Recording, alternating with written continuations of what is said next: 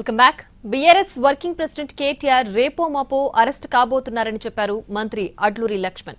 5 లక్షల కోట్ల కుంభకోణం అంటూ డైవర్షన్ పాలిటిక్స్ చేస్తున్నారని ఆరోపించారు. కేసీఆర్ ఫామ్ హౌస్ కే పరిమితమయ్యారని, బావా బామర్దులకు తెలంగాణ ప్రజలు కర్రు కాల్చి వాత పెట్టారని లక్ష్మణ్ చెప్పారు. కేసీఆర్ మాజీ ముఖ్యమంత్రి ఫామ్ హౌస్ పరిమితమైంది. బావా బామర్దులు ఇద్దరు తెలంగాణ ప్రజలు కర్ర కాల్చి వాత పెట్టింది. 5 లక్షల కోట్ల ఆమోదం లేదు, క్యాబినెట్ ఆమోదం అనే మాట మాట్లాడుతున్న హరీష్ రావు, మాట మాట్లాడుతున్న కేటీఆర్. ఈ రాష్ట్ర ప్రభుత్వంలో ఉన్నటువంటి మొత్తం మీడియా, సగం మీడియా వాళ్ళ పరిధిలో ఉన్నది. వాళ్ళకి సోషల్ మీడియా యూనివర్సిటీ ఉన్నది.